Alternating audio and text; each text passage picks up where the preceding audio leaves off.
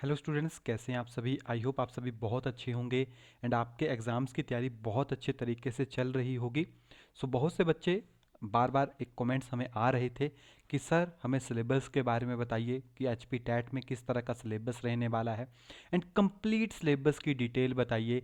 किस तरह का आपके पास एग्ज़ाम पैटर्न होगा, कब तक उनकी वैलिडिटी होगी, कब से जो है वो एग्ज़ाम को फिल करने की डेट्स आपके पास आएंगी। बहुत से ऐसे क्वेश्चंस थे जो हमें अराइज हो रहे थे। तो आज इस वीडियो में पूरा का पूरा पैटर्न हम आपके पास डिस्कस करेंगे। कब जैसे जो है आपके पास फॉर्म निकलेंगे, कब जैसे आप उनको फिल करोगे, कितनी आपकी फ़ी रहने वाली है, क्या क्या एलिजिबिलिटी क्राइटेरिया होगा एंड क्या आपके क्वेश्चन मार्किंग होगी और कितनी जो आपकी एलिजिबिलिटी सिस्टम जो है वो रहने वाला है। तो आपके पास ऑलरेडी 22/12/2023 यानी दिसंबर के महीने में ही 2023 में ही ये नोटिफिकेशन रिलीज हो गई थी कि आपके पेपर कब होंगे। तो आप नीचे वाली नोटिफिकेशन को भूल सकते हैं क्योंकि जो प्रीवियस नवंबर में अभी आपके पास आएगा, लेटेस्ट नवंबर की, आप सिर्फ देखिए जो आपके पास यहाँ पे निकलने वाली है। तो आप यहाँ पे देख पा रहे होंगे मई की बात कर रहा है आपके पास। जो ऑनलाइन एप्लीकेशन फॉर्म है कब से शुरू होंगे आपके पास, मई से शुरू हो जाएंगे 2024 में, है ना। तो यानी आपके पास 5th मंथ जो है आपके पास पूरा का पूरा online application form around 30 to 31 तक जो है आपके पास फिल होंगे। यानी आपके पास अभी मार्च लगा हुआ है, अप्रैल एंड मई, तो अभी आपके पास टाइम है। तो अभी आप अगर तैयारी कर रहे हैं, क्योंकि आपको पता है, क्योंकि जो अब लेवल है बहुत ज़्यादा हाई होने वाले हैं, तो आपके पास जो एग्ज़ाम को फिल करने का जो डेट है वो 4 तारीख से शुरू हो जाएगा। एंड जो आपके पास जैसे कुछ स्टूडेंट जेबीटी करना चाहते हैं, डीएलएड, तो उनके जो है वो अप्रैल से ही शुरू हो जाएंगे। लेकिन हम यहाँ पे स्पेशली बात करें आपके पास टैट की, तो यहाँ पे डेट्स आप देख सकते हैं। 22 जून से आपके जो एग्ज़ाम्स है वो शुरू हो जाएंगे, 22, 23। तो ये आपके पास डेट्स हैं, ये ऑलरेडी हम डिस्कस कर चुके हैं। इसमें थोड़ा सा हम एलिजिबिलिटी क्राइटेरिया एंड जो सिलेबस है उसके बारे में यहाँ पे बात करेंगे, किस तरह से आपके पास सिलेबस रहने वाला है और अगर आप तैयारी कर रहे हैं तो कितना टाइम आपको यहाँ पे देना चाहिए इसकी तैयारी के लिए। देखिए अभी अगर आप देखें तो अभी आपके पास मार्च जो है वो शुरू हो चुका है ना। तो यहाँ पे आपके पास अप्रैल, मई, जून, तो इतना ही टाइम है अब आपके पास, यानी 4 मंथ आप लेके चल सकते हैं। 4 मंथ आपके पास यहाँ पे बच रहे हैं, यानी तकरीबन 120 डेज। तो अगर आप 120 भी ना माने तो आप 100 डेज मान के चल सकते हैं। यानी आपके पास टोटल 100 डेज हैं, जो कि टैट के एग्ज़ाम की प्रिपरेशन के लिए बहुत है। आप 100 डेज ईमानदारी से पढ़ोगे, दिन के 3 से 4 घंटे दोगे, तो आपका एग्ज़ाम कहीं नहीं जाने वाला। आप आराम से 100+ मार्क्स जो हैं 100 डेज में निकाल सकते हैं। हाँ, जिनके बेसिक स्ट्रॉन्ग्स हैं वो तकरीबन 30-40 दिन में भी उसको कवर अप कर पाएंगे, कोई बहुत बड़ा इशू नहीं है, लेकिन बाकी इसको कर सकते हैं। चलिए थोड़ा सा देखते हैं आपके पास जो इनका मेन सिलेबस है किस तरह से आपके पास रहने वाला है, किस तरह के क्वेश्चन जो है आपके पास यहाँ पे इनके रहने वाले हैं। ओके, तो यहाँ पे अगर आप देखेंगे तो सबसे पहले हम स्ट्रक्चर देख लेते हैं, किस तरह से आपके पास इनके क्वेश्चंस रहने वाले हैं और उनका कितना लेवल रहने वाला है। तो यहाँ पे अगर आप देखेंगे section 1 and section 2 common for TGT arts, TGT non medical and TGT medical, दो सेक्शन सभी के लिए कॉमन होते हैं।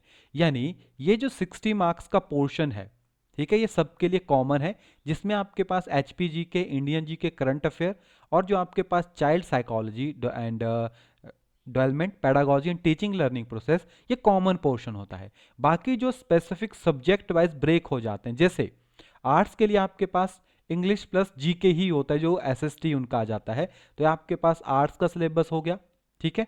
फिर आपके पास नॉन मेडिकल के लिए फिजिक्स, केमिस्ट्री, मैथमेटिक्स एक स्पेसिफिक सब्जेक्ट हो जाते हैं फॉर नॉन मेडिकल स्ट्रीम के लिए।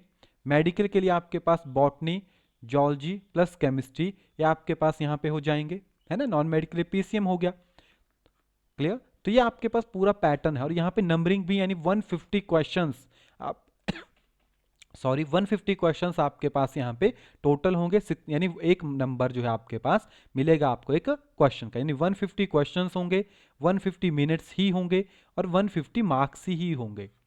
आपके पास 2.5 घंटे के अराउंड आपको समय दिया जाता है पूरे पेपर को करने के लिए, यानी 1 मिनट होता है आपके पास पूरे के पूरे क्वेश्चंस पेपर को अटेम्प्ट करने के लिए। ओके, थोड़ा सा इसमें जो हार्ड लेवल है वो देख लिया जाए, तो क्या कहते हैं आपके पास test item on child psychology development, pedagogy and teaching learning process will focus on educational psychology of teaching and learning relevant to the age group 11 to 14 year.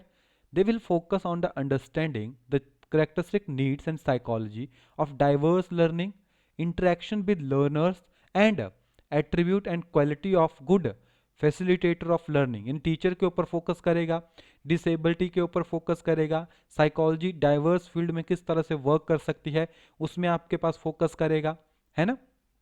The question in the other session will be based on the topic of prescribed syllabus of state for class 6 to 8, but the difficulty standard as well as linkage could be up to class 12th of Himachal Pradesh board of school education, यानी HP Bose, Himachal Pradesh board of school education के according जो +2 का syllabus है वो आपके पास difficulty level जो यहाँ पे रहने वाला है. ओके बाकी शास्त्री का टैट देखेंगे तो आपके पास 120 क्वेश्चन आपके पास संस्कृत से ही रिगार्डिंग होंगे, जो शास्त्री डिग्री आपने की होगी, प्लस GK होगा. यही अगर देखेंगे LT में तो आपके पास हिंदी के 120 और GK के क्वेश्चन आपके पास यहाँ पे रहने वाले हैं. जो हिंदी होती है वो ग्रेजुएट लेवल की जो है यहाँ पे पूछी जाती है. बाकी यहाँ पे आपके पास मार्क्स क्राइटेरिया है, नंबर ऑफ क्वेश्चन वेटेज, तो 2 आवर 30 मिनट्स आपका पेपर होगा पूरा का पूरा. MCQ बेस्ड क्वेश्चन होता है जिसमें कोई भी नेगेटिव मार्किंग नहीं होगी, ठीक है, नो नेगेटिव मार्किंग. सेक्शंस की बात करें तो 1-2 सेक्शंस होते हैं, तो जैसे 1 and 2 based on Punjabi course of graduation, ठीक है, तो ये आपके पास ये लैंग्वेज टीचर से रिगार्डिंग थोड़ा सा इन्होंने यहाँ पे मेंशन कर दिया है, ठीक है. और ये उर्दू टीचर का भी, बाकी इसमें ज़्यादा इशू नहीं है, बाकी सेम पैटर्न रहता है आपके पास सभी वेज के लिए. बाकी यहाँ पे आप देखेंगे तो सेम यही चीज़ यहाँ पे भी मेंशन की गई है कि आपके पास जो डिफ़िकल्टी लेवल है वो क्लास 12 तक ही रहने वाला है. एंड वैलिडिटी की बात करें तो जितने भी पर्सन्स होंगे उनको कोई भी दोबारा अटैम्प्ट देने की ज़रूरत नहीं है.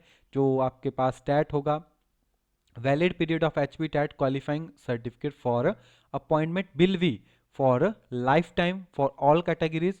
There will be no restriction on the number of attempt a person can take from acquiring TET certificate, ठीक है. ऐसा नहीं है कि आपके पास कोई नंबर ऑफ रिस्ट्रिक्शंस हैं कि आपके पास कितना नंबर ऑफ टैट देना चाहिए. A person who has qualified TET may also appear again for improving high score. आप हाई स्कोर के लिए जो है उसमें एलिजिबल हो सकते हैं और आप उसको दोबारा भी दे सकते हैं. ऐसा नहीं है कि आपके कम नंबर हैं, आप चाहते हो कि दोबारा देना है, लेकिन आपको लगता है कि नहीं अगर मेरा क्लियर नहीं होगा तो वो लेटेस्ट वाला वैलिड होगा, पुराने वाला ख़त्म हो जाएगा. ऐसा कुछ नहीं होता, आप दोबारा भी दे सकते हैं. और अगर आपका नहीं हो रहा क्लियर, कोई इशू नहीं, आप पुराने वाले को चला के रखिए. हो रहा है, कम नंबर आ रहे हैं तो भी पुराने वाले को चला के रखिए, क्योंकि वैलिडिटी लाइफ टाइम है. बहुत बच्चों के क्वेश्चन आते हैं कि सर दोबारा दे दें क्या, अगर तो हम दोबारा दे सकते हैं टैट तो कोई इशू तो नहीं आएगा, है ना. तो ये बहुत से क्वेश्चंस होते हैं, तो आप दोबारा दे सकते हैं, उसका कोई इशू नहीं है. ये खुद यहाँ पे बोलते हैं कि आप इम्प्रूवमेंट के लिए दे सकते हैं. तो इसमें एग्ज़ाम जैसे आपके बोर्ड के एग्ज़ाम होते हैं उसकी तरह एलिजिबिलिटी क्राइटेरिया नहीं होता, आप नॉर्मली दोबारा दे सकते हैं इम्प्रूवमेंट के लिए, है ना. तो बहुत सी चीज़ें यहाँ पे आपके पास, यानी आपके पास 150 क्वेश्चंस होंगे, 150 मार्क्स आपके पास टोटल होंगे और 150 मिनट्स ही आपके पास पूरे पेपर को करने के लिए दिए जाएंगे. एंड 60% जो आपके पास एलिजिबिलिटी क्राइटेरिया रहने वाला है एंड 55% जो आपके पास जो रिजर्व कैटेगरीज हैं, ठीक है, ओपन कैटेगरी के लिए तो 60% है एंड जो रिजर्व कैटेगरीज हैं आपके पास उनके लिए जो है वो 55% जो है एलिजिबिलिटी क्राइटेरिया यहाँ पे रहने वाला है. और ऐसा मान के चलिए 100 डेज हैं आपके पास, तो 100 डेज आपको किस तरह से प्रिपरेशन करनी है. बाकी +2 तक का जो सिलेबस है वो आपको यहाँ पे पूछा जाएगा, यानी जो आपके पास लेवल है वो काफ़ी हार्ड रहने वाला है. तो इसलिए अच्छे से अपने एग्जाम्स की तैयारी कीजिए. अभी आपके पास 2 मंथ हैं, आपके फॉर्म जो फिलअप होंगे. बाकी अगर आपके पास कमीशन नहीं आ रहा है तो आपके लिए बहुत अच्छी अपॉर्चुनिटी है जिनका टैट क्लियर नहीं हुआ है, ताकि वो अपने कमीशन में वैलिड हो सकें.